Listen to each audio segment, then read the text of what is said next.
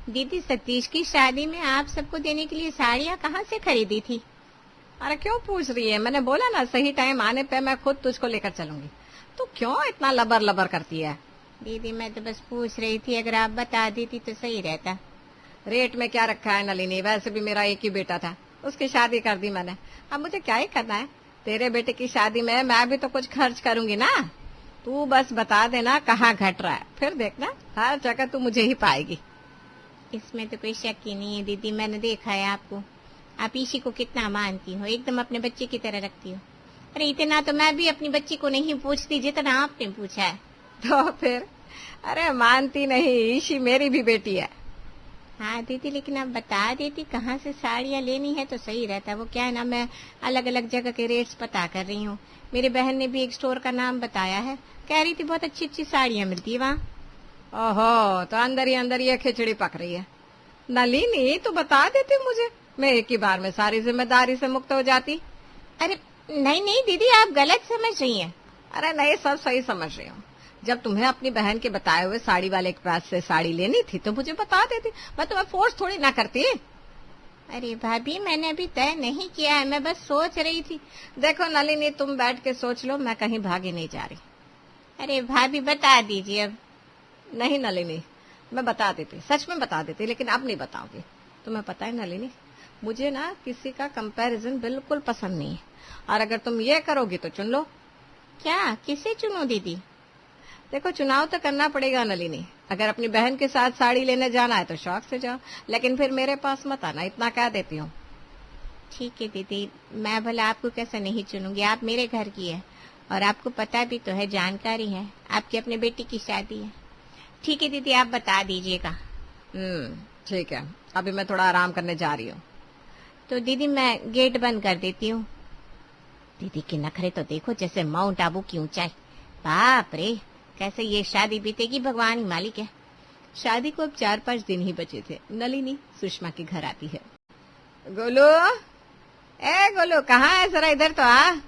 हाँ बड़ी माँ, आइए आइए। अरे मैं तो आ गई, वरना तुम लोगों का तो ध्यान ही नहीं था कि घर में कोई बड़ा भी है। शादी के लिए उनसे भी कोई राय लेनी चाहिए, क्यों? अरे नहीं नहीं बड़ी माँ, मम्मी तो रोज आपको याद करती है। और तू नहीं करता? ये बता, तेरे घर में पैर वैर छूने का रिवाज है कि नहीं? बड़ी माँ कर रहा है, और पैर तो छोड़ो, नमस्ते हाय हेलो कुछ नहीं। अरे प्रणाम बड़ी माँ, वो आपने एकदम से बुला लिया ना तो समझ में नहीं आया कुछ। समझ में नहीं आया, सब पता है मुझे। गर्लफ्रेंड की माँ के पैरों को धो के पी जाओगे हैं, लेकिन बड़ी माँ के पैर थोड़ी ना छुओगे। ये बता, तेरी माँ कहाँ है? बड़ी माँ, मम्मी तो भी नहीं है, पता नहीं कहाँ चली गई। आप ऐसा करो ना, एक बार रूम में जाकर देख लो, अंदर ही मिल जाएगी आपको। अंदर तो मिल ही जाएगी, तुझसे पूछा इसीलिए था कि यहाँ बुला कर ले आओ उसे। तुम लोग बिना किसी लायक नहीं हो, और मेरी तो कोई इज्जत ही नहीं है इस घर में। ऐसा लगता है जैसे कोई पड़ोसन हूं मैं। अरे नलिनी, कहाँ है भाई? तू कहाँ छुपी बैठी है? अरे दीदी आप आइए आइए। अरे भाई, बेटी की शादी है 4-5 दिन में, तुझे कोई चिंता विंता है कि नहीं? क्या मतलब दीदी, मैं समझी नहीं। अरे रिश्तेदारों को नाराज करेगी क्या? साड़ी लेने नहीं चलना?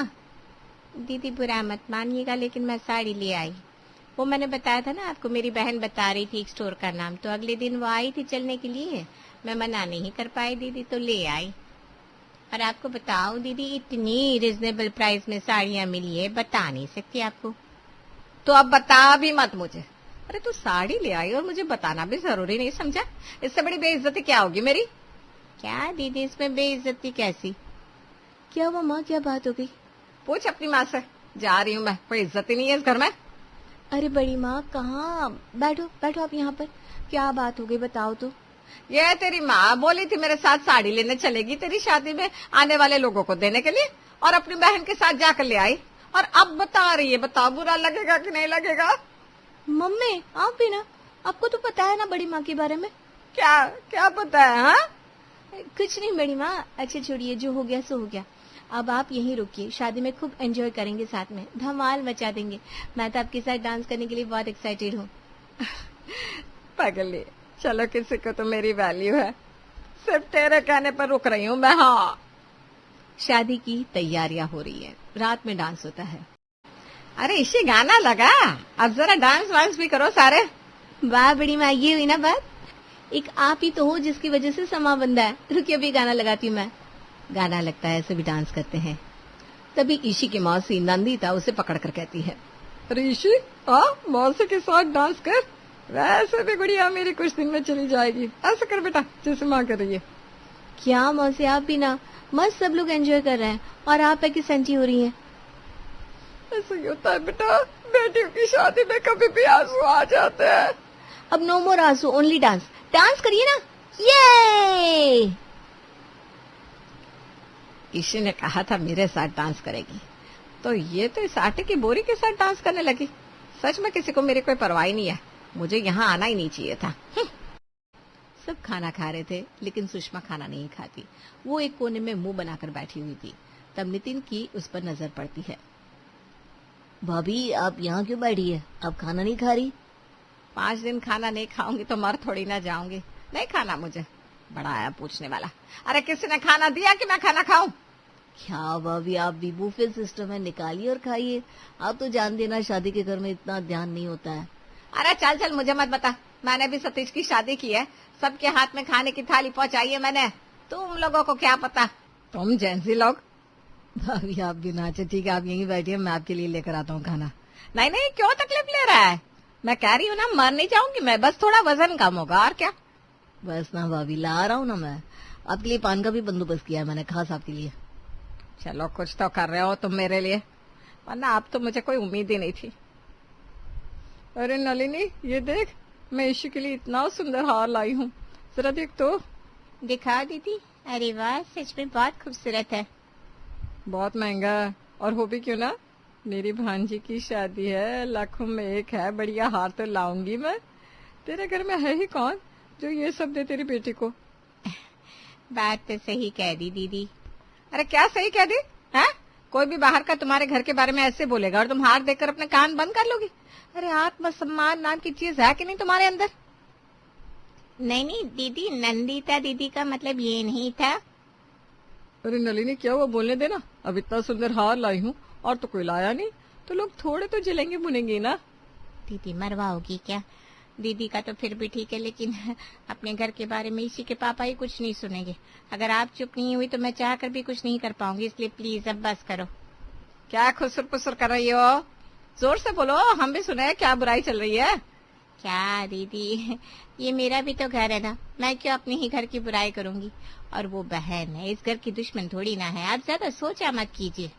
देखो जरा कैसे अपनी बहन के लिए मुझसे लड़ रही है। अरे ऐसा क्या बोल दिया मैंने कि इस तरह से आज तेरी जबान चलने लगी? बहन को बोला जाएगा तो अच्छे अच्छे गूंगे भी बोलने लगते हैं। वो तो अच्छी खासी बहन है मेरी, मेरे पे आज भी आई ना तो सबके छक्के छुड़ा देगी। क्या बात है साली साहिबा, भाभी से कोई दिक्कत हो गई है क्या? कोई भूल हो गई उनसे? बहुत खफा खफा नजर आ रही है। मैं क्यों खफाऊंगी? आपकी भाभी जान को ही मुझसे दिक्कत है।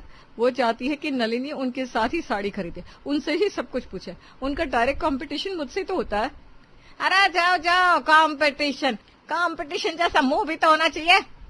देखा जीजा, अब तो मुंह पर बात आ गई, कहाँ तक कोई चुप रहेगा? कभी ना कभी तो बोलेंगे ही हम भी।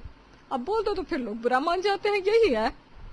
अच्छा अब बस करिए, आप लोग बच्चों की तरह लड़ने लगती है। अरे बच्चों भी आप लोगों से बड़ों जैसा बर्ताव करते हैं। नलिनी सुनो जरा, मुझे बारात के लिए एक बढ़िया साड़ी चाहिए, कुछ ऐसा जो सबकी नजरें खींच ले। हाँ हाँ बिल्कुल, मेरे पास एक बहुत अच्छी साड़ी है, बस 2 मिनट रुकिए, मैं अभी लेकर आती हूँ। हाँ भाभी, अब तो बारात का दिन पास में आ गया है, तैयारी पूरी होनी चाहिए। इसीलिए तो कह रही हूँ, मैं कोई साधारण साड़ी पहन कर नहीं जाऊंगी। नलिनी अलमारी से साड़ी निकाल कर लाती है।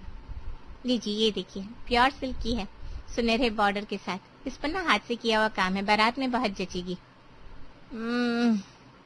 कलर तो ठीक है, लेकिन मुझे लगता है कुछ ज्यादा हैवी होना चाहिए। अरे आप पहन कर देखिए तो यकीन मानिए, सबकी नजर आप पर ही रहेगी।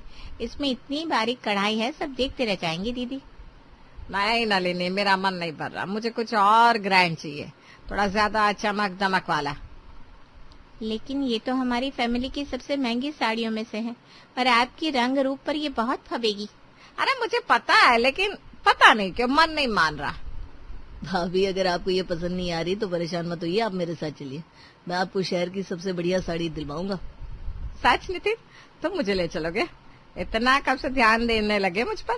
लगता है मेरे बोलने का असर है। वैसे सच सच बताओ, लेकर चलोगे या सिर्फ बोल रहे हो? अरे भाभी, वादा है मेरा, आप जितनी चाहे साड़ियाँ देखना, जो पसंद आए वो लेना। अच्छा ठीक है, जाओ दोनों, लेकिन वापस आकर मुझे दिखाना जरूर कि आपने क्या चुना। अरे जरूर दिखाऊंगी। वैसे नलिनी, तुम बुरा तो नहीं मान रही कि मैंने तुम्हारी साड़ी नहीं ली? अरे नहीं नहीं, आप ऐसा क्यों सोच रही हैं? मुझे तो खुशी है कि आपको अपने मन की चीज मिले। आखिर बारात का दिन है, आपका मन भी तो खुश होना चाहिए ना। बस भाभी, अब ये सोच लीजिए कि हम दोनों मॉल में जा रहे हैं और वहाँ की सबसे महंगी शॉप में घुसेंगे। वाह, मजा आ जाएगा। वैसे नितिन, तुम ना बड़े समझदार हो। अच्छा, साड़ी का सही चुनाव करना आता है ना तुमको? भाभी, आप भूल रही है, मैं बहनों का भाई हूँ, माँ का बेटा हूँ। घर की औरतों के साथ खरीदारी में बचपन से ट्रेनिंग ली है। हाँ, ये सही कह रहे हैं। नितिन जी को कलर कॉम्बिनेशन और फैब्रिक की अच्छी नॉलेज है। अच्छा, तो फिर मैं निश्चिंत हूँ। चलो नितिन, समय बर्बाद मत करो। वैसे भी शादी का घर है, बहुत काम है, फिर मुझे पार्लर पे जाना है। बस 5 मिनट पे तैयार हो जाइए, फिर निकलते हैं। और सुनिए, ज्यादा महंगा मत ले आइए, शादी का सीजन है, दुकान वाले बहुत लूटते हैं। क्यों ना लूं महंगा? और इशी, मेरी भी तो कुछ लगती है कि नहीं? हम तो सबसे महंगी वाली साड़ी लेंगे भाई। हाँ, और मैं भी भाभी के साथ हूँ। रेट गए तो मैं जवाब दे दूंगा। ठीक है, तो जाओ और अपने लिए एकदम रानी जैसी साड़ी लेकर आओ। जी, रानी जैसी साड़ी लाएंगे देवरानी जी। आपको कुछ चाहिए तो बताइए रानी साहबा। दीदी, आप तो मजाक बना रही हो। जाइए जाइए आप। जा रही हो भाई? घर का हॉल, सब लोग शादी की शगुन की बातें कर रहे थे तब। नितिन, जरा इधर आना। हाँ भाभी, कहिए क्या हुआ? ये देखो नितिन, सबके सामने बोल नहीं रही हूँ, लेकिन अंदर से मेरा मन बहुत दुखी है। क्यों भाभी? तुमने देखा ना, नंदिता को कितना सारा शगुन मिला और मुझे बस इतना सा। मैं घर की बड़ी हूँ तो मुझे ज्यादा मिलना चाहिए ना। अरे भाभी, ऐसी बातें मत सोचो, सबको बराबर ही मिला है, अब गलत मत समझिए। बस बस, मुझे बहलाने की कोशिश मत करो। मैंने अपनी आंखों से गिना है, उसके लिफाफे में हजारों ज्यादा थे, और अगर बराबर भी दिए होते ना तो मैं बड़ी हूँ, मुझे ज्यादा देना चाहिए। इतना मान तो रख ही लेते, लेकिन नहीं, बेइज्जती कर दी मेरी। भाभी, आप तो घर की है, आपको तो कभी भी शगुन दे सकते हैं। नितिन, तुम मुझे समझ नहीं रहे हो। जब से मैं इस घर में आई हूँ, मुझे हमेशा कमतर समझा गया। क्या मैं उतनी कीमती नहीं हूँ जितनी नंदिता है? भाभी, आप तो हमारे लिए सबसे। नहीं नितिन, अभी मत बोलना। मैं तुम्हारे लिए सच में खास होती तो तुम आज मेरे साथ खड़े होते। और सबको कहते सुषमा का भी शगुन बराबर होना चाहिए। भाभी, आप मुझे ऐसे उलझन में मत डालिए, घर में फिजूल का झगड़ा हो जाएगा। ओहो, तो तुम चाहते हो कि मैं चुप रहूं ताकि घर में शांति बनी रहे, और मेरा मन दुखी होता रहा है। अरे नहीं भाभी, मेरा वो मतलब नहीं था। नितिन, तुम हमेशा कहते हो मैं तुम्हारी सगी बहन जैसी हूँ, तो क्या एक भाई अपनी बहन का हक नहीं दिला सकता? भाभी, अगर तुमने कुछ नहीं किया तो मैं समझ जाऊंगी कि ये रिश्ता बस दिखावे का है, और शायद फिर मैं भी इस घर में उतना मन न लगाऊं जितना अब तक लगा रही थी। ठीक है भाभी, आप शांत रहो, मैं देखता हूँ, लेकिन आप वादा करो घर में किसी से कुछ नहीं कहोगी, मैं खुद बात करूंगा। वादा? लेकिन देखना नितिन, अगर ये बात हल नहीं हुई तो। अरे हो जाएगी भाभी, आप मुझ पर छोड़ दो। अच्छा, मुझे पता था तुम ही हो जो मेरा साथ दोगे। आप भी ना हर बार मुझे इमोशनल ब्लैकमेल कर देती हो। तो फिर जल्दी करो ना, ताकि अगली बार मुझे भी वैसा ही शगुन मिले जैसा नंदिता को मिला है। नितिन, देखो ना, कोई मुझे स्टेज पर बुलाने भी नहीं आया। अरे भाभी, सब लोग इधर उधर व्यस्त हैं, आप चाहे तो खुद भी चली जाइए। और भाभी, आप तो घर की बड़ी बहू है, ये बुआ और फूफा की तरह मुंह फुला के क्यों बैठ जाती हैं? खुश रहिए ना, आपके देवर की बेटी की शादी है, उसे आशीर्वाद दीजिए, उसके लिए मंगल कामनाएं कीजिए। जाइए, स्टेज पर जाइए भाभी। खुद क्यों जाओ? क्या मैं कोई मेहमान हूँ? घर की बहू हूँ मैं, मुझे तो सम्मान से बुलाना चाहिए था। भाभी, शायद सबको लगा कि आप पहले से जानती होंगी कि आपको आना है। नंदिता को 4 लोग आकर बुला गए और मुझे किसी ने नहीं पूछा। यह फर्क क्यों? अरे भाभी, अब छोटी छोटी बातें दिल पर मत लीजिए ना। दिल पर कैसे ना लूं नितिन? लोग देख रहे हैं, सोचेंगे मुझे यहाँ कोई अहमियत ही नहीं है। अच्छा चलिए, मैं आपको लेकर चलता हूँ। अरे आप जाने का क्या फायदा, सबने देख लिया कि मुझे बुलाया नहीं गया, मेरी इज्जत तो वैसे ही कम हो गई। भाभी, आप तो ऐसे नाराज हो रही है जैसे बारात में आपको जयमाला पहनानी थी। हाँ, तो क्या गलत कह रही हूँ? कम से कम स्टेज पर खड़े होने का तो हक है ना मेरा। ठीक है, चलिए मैं अभी आपको स्टेज पर ले जाता हूँ और सबको बता देता हूँ कि मेरी भाभी के बिना जयमाला अधूरी है। अच्छा, लेकिन याद रखना मैं इस बात को भूलूंगी नहीं। विदाई का माहौल, सबकी आंखों में आंसू। ईशी आगे बढ़कर सुषमा के पास आती है। पायला को बुआ जी। अरे मैं बुआ नहीं हूँ तेरी, मैं तेरी ताई हूँ। नहीं नहीं, मेरे लिए तो आप बुआ ही हो। अरे पर मैं तेरी ताई हूँ। हाँ पता है, बस मुंह से निकल गया। क्या करूं, आपने पूरी शादी में बुआ का रोल निभाया है ना। शादी में बुआ की कमी आप ही ने तो पूरी की थी, इसलिए मेरे दिल में आप बुआ ही हैं। अच्छा, ताई से मजाक करती है। विदाई है तेरी, नहीं तो अब भी बताती तुझे। अरे भाभी देखो तो, ये तो आपकी तारीफ कर रही है। शादी में आपने जो प्यार और जिम्मेदारी निभाई उसी के लिए तो कह रही है। अरे तू क्या कवर करने आ गया, चल जा, मुझे बुरा नहीं लगा। ईशी भी मेरी बेटी है, वो मुझे कुछ भी कह सकती है। ये हुई ना मेरी भाभी की बात। ताई सच में आपके बिना शादी का मजा आधा रह जाता। अच्छा ठीक है, खुश रहना बेटा। यही तो चाहिए। चलिए भाभी, अब ईशी को हंसते हुए विदा कीजिए। क्यों नहीं, खुश है मेरा बच्चा। और तेरा गिफ्ट ना गाड़ी में रखवा दिया है, जा अपने ससुराल को रोशन कर बेटा। रात के 12 बजे शकुंतला मिश्रा का परिवार उनके इंतजार में बैठा हुआ था। पापा ये कैसी ड्यूटी करती है मम्मी, ये कोई बात हुई क्या? रात के 12 बजे तक चौकी में कौन रहता है? इसी प्रोफेशन की बीवी लानी थी आपको। अरे बेटा, उस जमाने में काम करने वाली लड़की ही मिलना मुश्किल था। ऊपर से सरकारी नौकरी वाली लड़की जिसे मिल गई उसे तो समझ लो भगवान मिल गया। फिर मैं कुछ कमाता भी नहीं था, फिर भी मेरे ससुर जी ने हमारे परिवार का बैकग्राउंड देखकर अपनी बेटी यानी कि तेरी माँ का हाथ मुझे देने के लिए हाँ कह दी। मेरे लिए तो यही बड़ी बात थी। अरे तो बाद में तो आपने बिजनेस चालू कर लिया था, तो मम्मी काम छोड़ सकती थी ना पापा। आज के जमाने की लड़की होकर तुम ये कैसे बात कर रही हो बेटा? मैंने तुम्हारी माँ को कभी भी किसी चीज के लिए नहीं रोका। और जब हमारी शादी हुई थी तब वो हवलदार नहीं थी, तब वो बस पुलिस स्टेशन में पेपर यहाँ से वहां करती थी। हवलदार बनने के लिए बहुत मेहनत की उन्होंने। ऐसे में मैं उन्हें नौकरी छोड़ने के लिए नहीं कह सकता था। तभी दरवाजे से साड़ी पहने शकुंतला मिश्रा अंदर आती है। पर मैंने सोचा था छोड़ दूंगी नौकरी, जब मेरे दोनों बच्चों में से किसी एक को सरकारी नौकरी लग जाएगी। यहाँ तो रिटायरमेंट होने की उम्र आ गई मेरी, पर तुम दोनों में से किसी की भी सरकारी नौकरी नहीं लगी। 2 लाख रुपए महीने कमाता हूँ मैं मम्मी, कम है क्या? कौन सी सरकारी नौकरी में महीने के 2 लाख रुपए मिलते हैं? तुम भी ना। और मैं ऑफिस से 6 बजे फ्री हो जाता हूँ, तुम आ रही हो 12 बजे, देख लो फर्क। बहुत जोर की भूख लग रही है मम्मी, 9 बजे से तुम्हारा इंतजार कर रहे हैं हम तीनों, जल्दी से कुछ खिला दो ना। रात के 12 बजे घर लौटी शकुंतला फौरन रसोई में जाती है। कढ़ाई चढ़ाकर सभी के लिए पूरियां बनाना शुरू करती है। परिवार में कोई तो होना चाहिए जो नौकरी ना कर रहा हो। पूरा घर अगर नौकरी करेगा तो रसोई कौन संभालेगा? ऐसी बहू तो लाऊंगी नहीं मैं जो नौकरी करती हो। सभी के लिए पूरियों के साथ अचार लेकर शकुंतला डाइनिंग टेबल पर आती है। ये क्या मम्मी, अचार और पूरी? कम से कम सब्जी तो बनाती। 3 घंटे से इंतजार कर रहे थे तुम्हारे आने का हम। अरे तो इन 3 घंटों में तुम खुद के लिए सब्जी तो बना ही सकती थी बेटा। माँ रात को 12 बजे लौटे या 2 बजे, खाना तो माँ ही बनाएगी। ये कौन सी बात हुई? मम्मी आप नाराज क्यों हो रही हो? ये तो कुछ भी बकवास करती है। खाना मिल गया ना, शांति से खा ले सोनिया।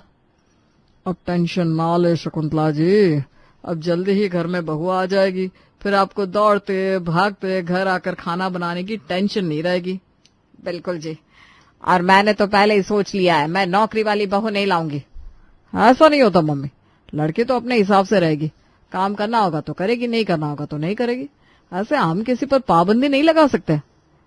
अरे भैया तुम समझे नहीं, हम उस लड़की को तुम्हारी बीवी बनाकर लाएंगे जो नौकरी करने में इंटरेस्टेड ही ना हो।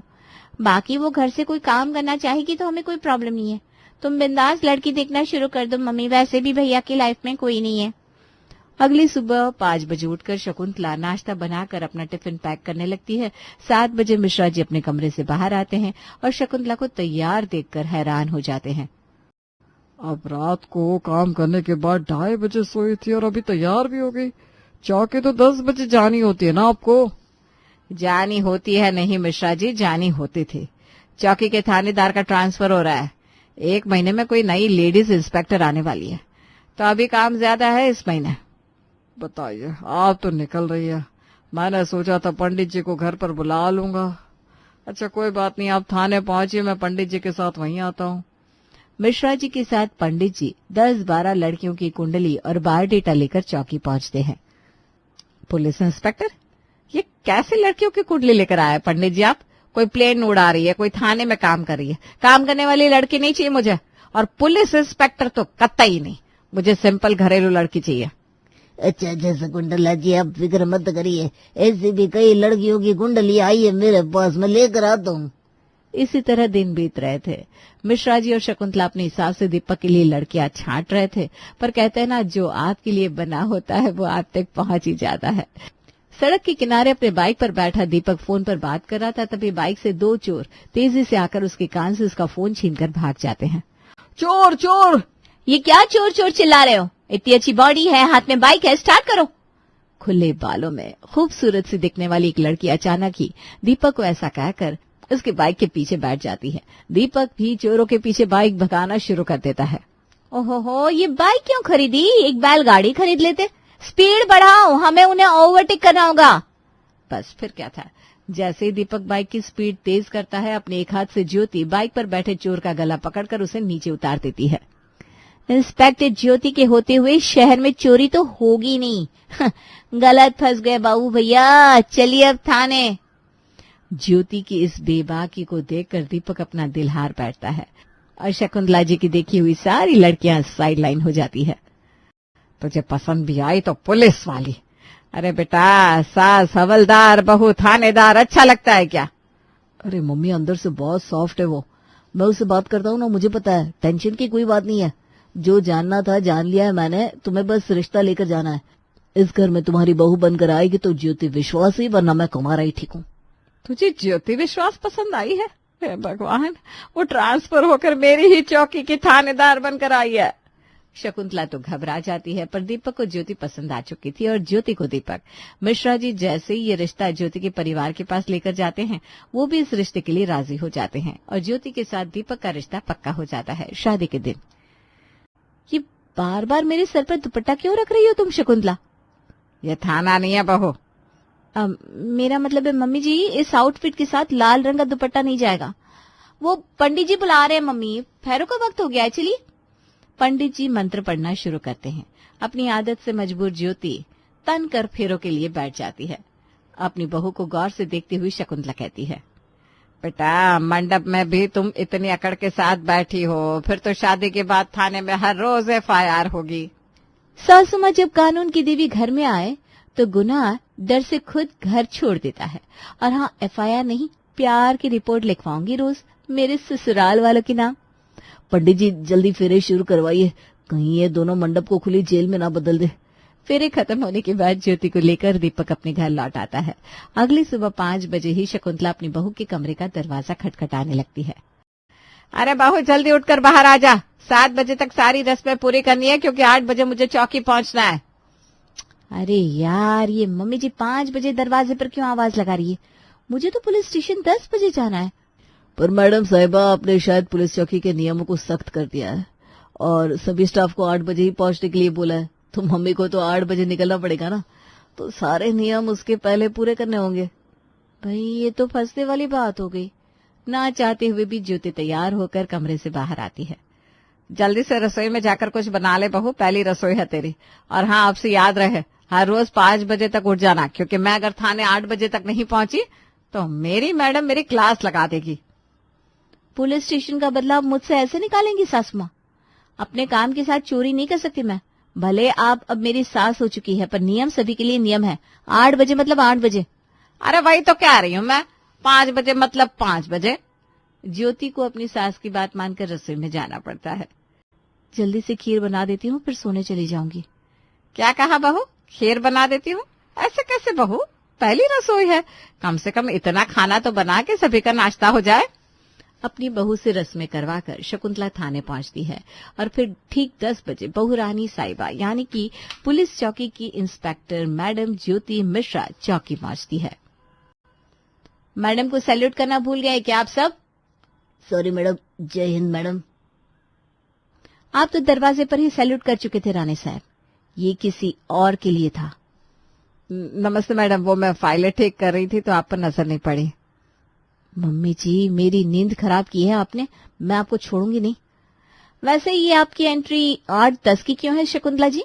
आपके घर में शादी थी, उसे लेकर आपने पहले ही 4 दिन की छुट्टी ले रखी थी, फिर भी आज देरी हो गई। अरे बहू, तुझे तो शकुंतला जी, घर नहीं है ये, पुलिस चौकी है। खुद की शादी में मैंने 2 दिन की छुट्टी ली और आपने अपने बेटे की शादी के लिए 4 दिन की छुट्टी ले ली। सिर्फ छुट्टी ही लेती रहेगी तो काम कब करेंगी? चलिए काम पर लगिए। शाम के 6 बजे ज्योति जैसे ही पुलिस चौकी से बाहर निकलती है, उसके फोन पर उसकी सास का फोन आता है। घर पहुंचकर रात का खाना तैयार रखना बहू। वो क्या है ना, मुझे तो जरा देरी हो जाएगी क्योंकि मेरी मैडम ने मुझे 4 दिन का काम दे दिया है। मेरा बस चले तो सांप के सामने डाल दूं उसे, पर नहीं कर सकती ना ऐसा। अभी घर जाती ही खाना बनाऊंगी मैं मम्मी जी।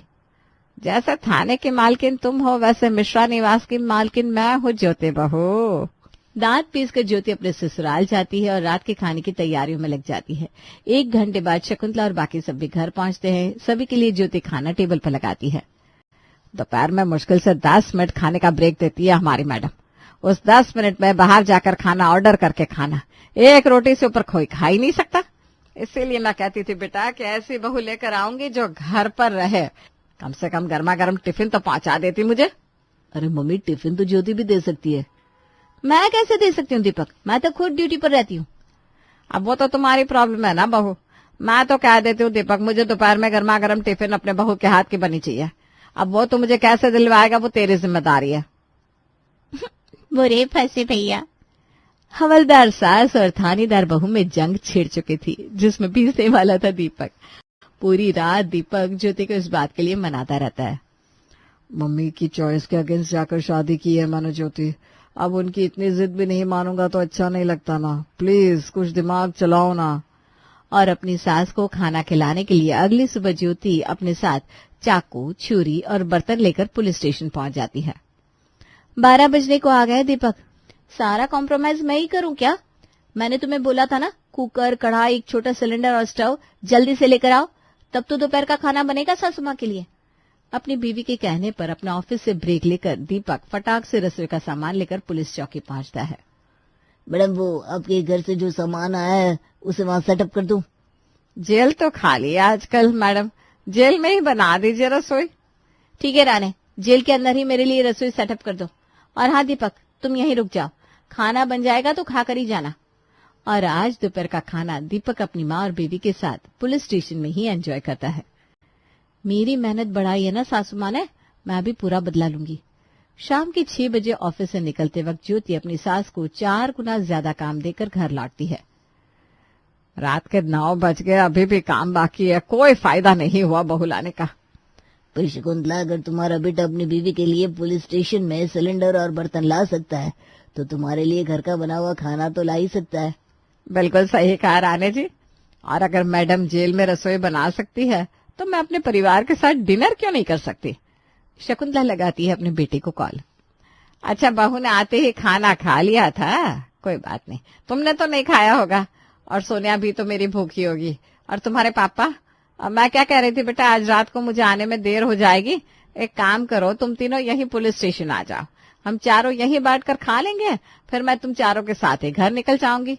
वो जेल वाला रेस्टोरेंट भी तो होता है ना तो असली जेल में डिनर क्यों नहीं हो सकता, बताओ? अरे वाह मम्मी, क्या आइडिया है।